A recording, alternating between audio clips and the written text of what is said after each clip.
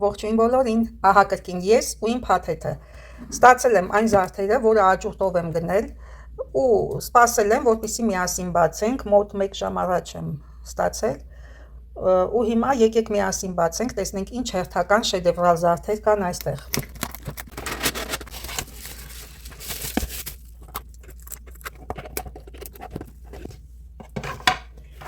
Ահա թե ինչ։ Ահա այսպիսի շքեղություն է մեզ սպասվում։ Արդեն երևաց չէ, ինչ ճոխություն է այստեղ տիրում։ Դե եկեք մանրամասն ուսումնասիրենք։ Օ, ինչքան ճոխ զարդեր են, էլ չեմ դիմանում։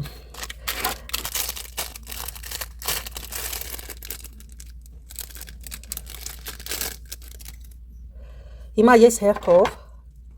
կքանդեմ այս զարդերը,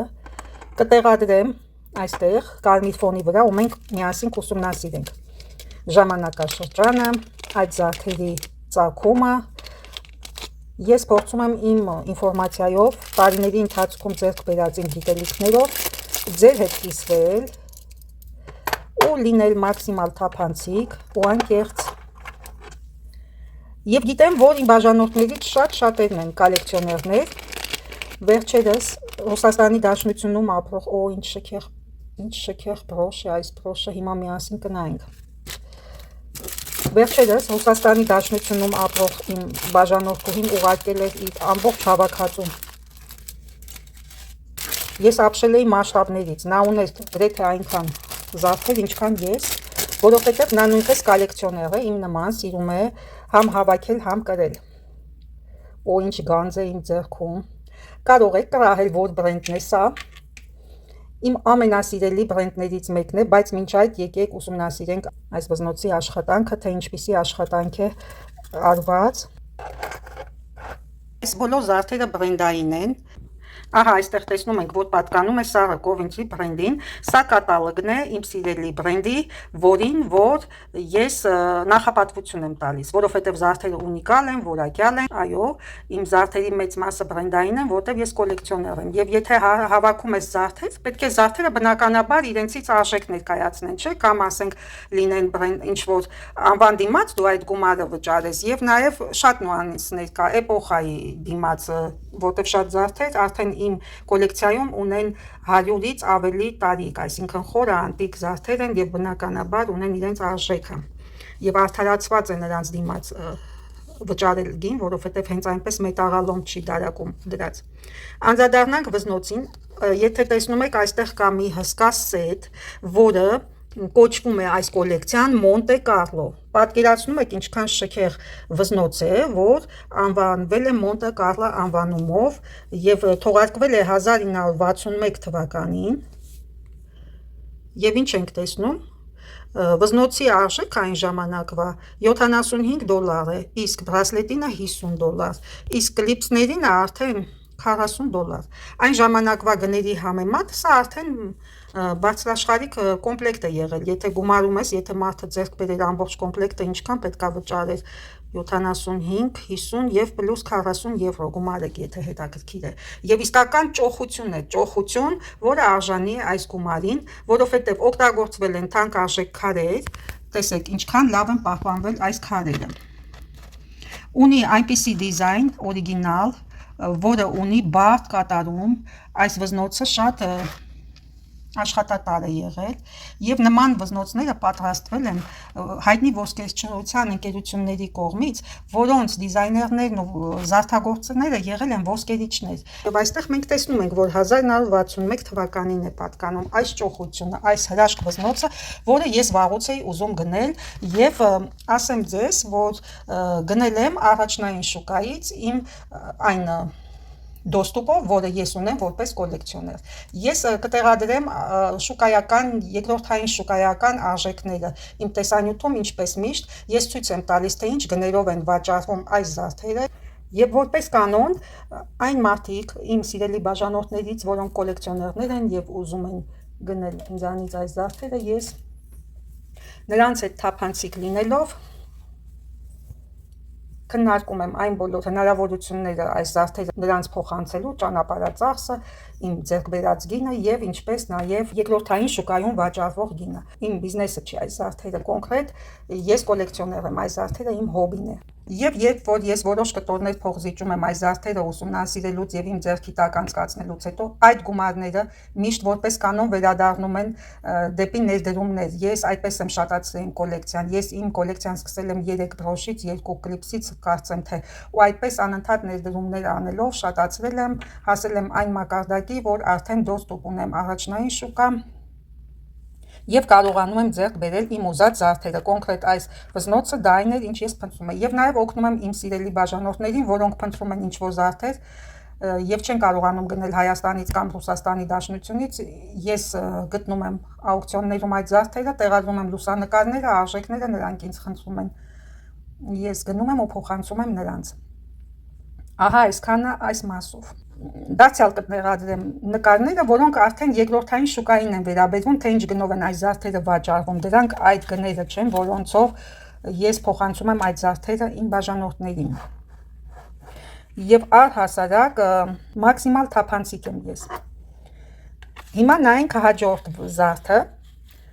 որը նույնպես վինտաժային է ու բրենդային, այո, բրենդային եւ պատկանում է Մոնե ընկերությանը։ Մոնե ընկերությունը հայտնի է իր ոսկեպատման, նայում ենք շղթան ինչպիսին է, զսպանակային, այս շղթայով նույնիսկ կարելի է քնել ու ոչինչ չի լինում,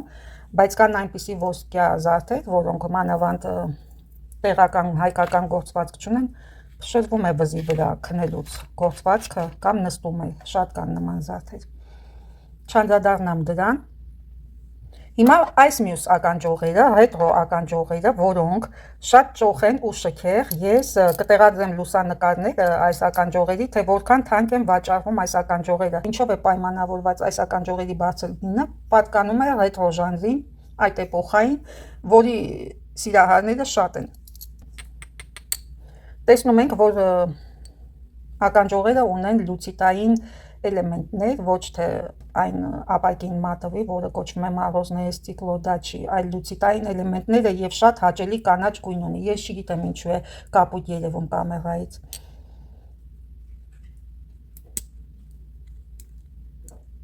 Հիմա տեսնենք ներսի հատվածը, սատինային ոսկեգույն մետաքսային փայլ ունեցող ականջողերը, ունի բարձիկներ, ինչպես տեսնում եք, նախորդ տեսանյութս կնայեք ու կհամեմատեք այնտեղ ցույց տված իմ ժամանակակից կլիպսների հետ, թե որքան կոպիտ էին այդ կլիպսները եւ ես ուղղակի դա գնել էի ձեզ ցույց տալու համար, բնականաբար ես այդպիսի զարդեր չեմ կրում, որոնք չունեն կոմֆորտ։ Եվ կհամեմատեք ու կտեսնեք տարբերությունը ինչքան արկա է։ Ուղղակի ժամանակային առումով չեմ բերում, բայց այս ականջողերը ես մեծ հաճույքով կկրեմ։ Իմ սիրած ոճն է, դարձյալ ռետրո 60-ականներից դեպի 70-ականներ ընկած ժամանակահատվածն է։ Իսկ հիմա նայենք այս հիասքանչ նրբիկ զարդերին, կոմպլեկտին։ Ուրեմն այս կոմպլեկտը պատկանում է 1950-ականներին, տեսնում ենք տեղադրված փականից ու չափսերից, 50-ականների զարդերը ավելի փոքրիկ են։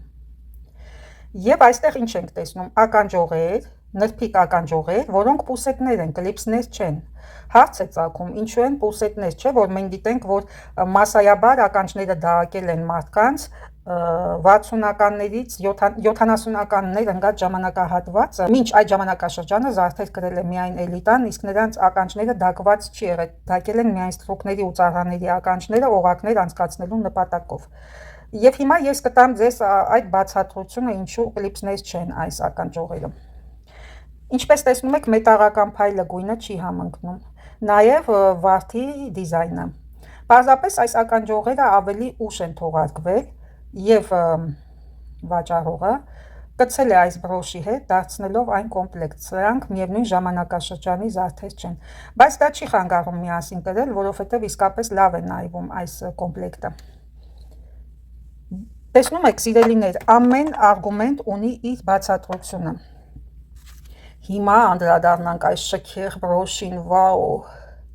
Ես գիտեի, որ այն շատ ճոխ է, շատ ճոխ։ բայց որ այսքան ճոխը չի պատկերացնում։ Նայեք, բացի մեծությունը այս բրոշը բեզել է, այսպիսի թափանցիկ էլեմենտներով բրոշները բեզելներ են կոչվում,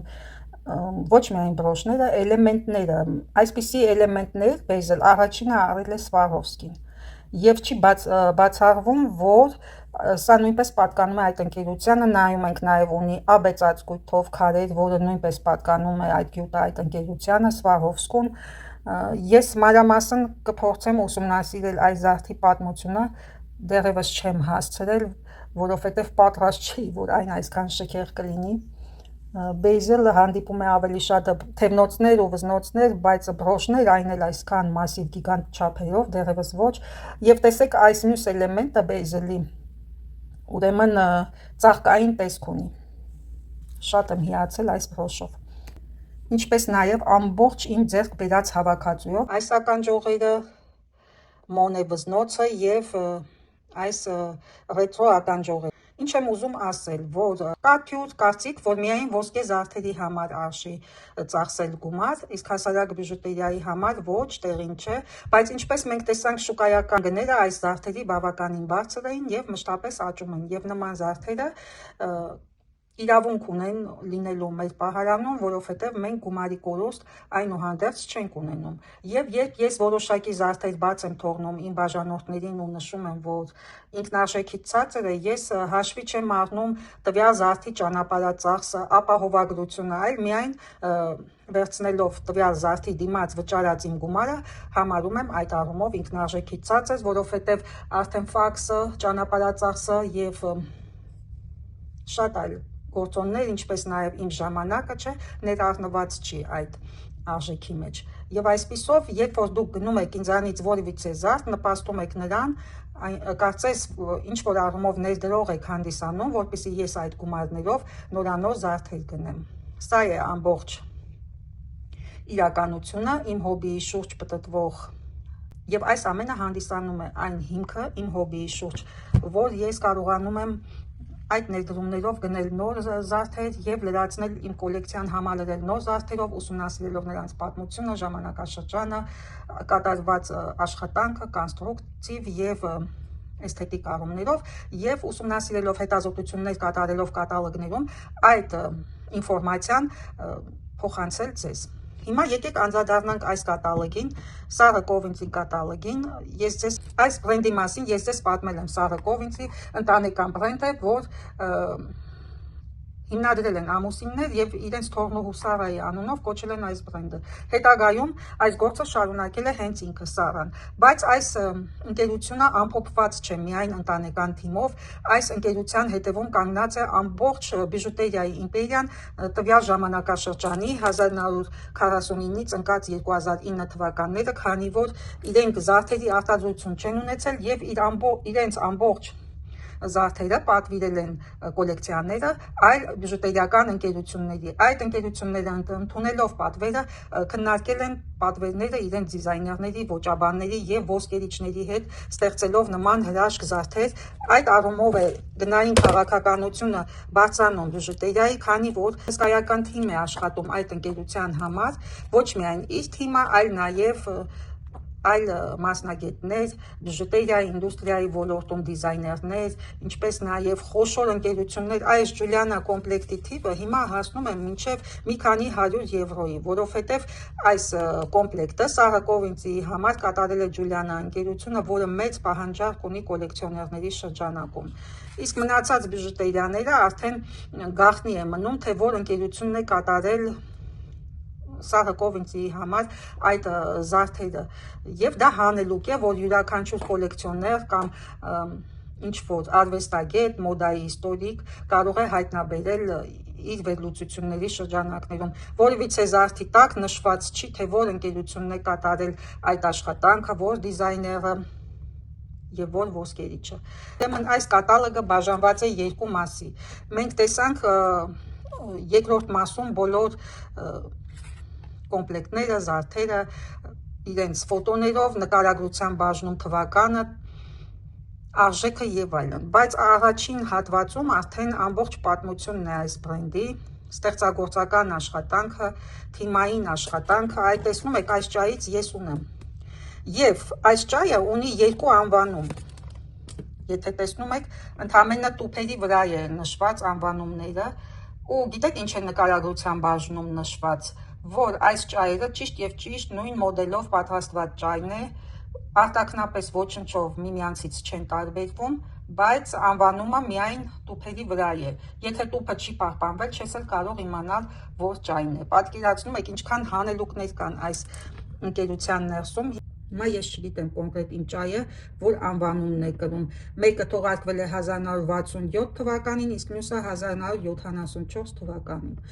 Ըստ պահպանված վիճակի ես չեմ կարող հաստատել 1974 թվականի ճայն է, կարող է լինել նաև 1967 թվականին, թեպետ իդեալական վիճակում է պահպանված, բայց տարեթվով կողմնորոշվելը դա այդքան էլ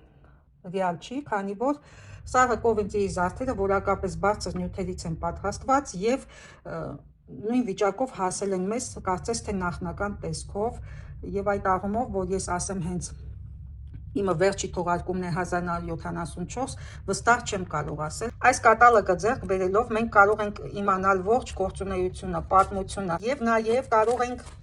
իմանալ ավարտը այս ընկերության, ինչու դադարեց գործունեությունը այս ընկերությունը,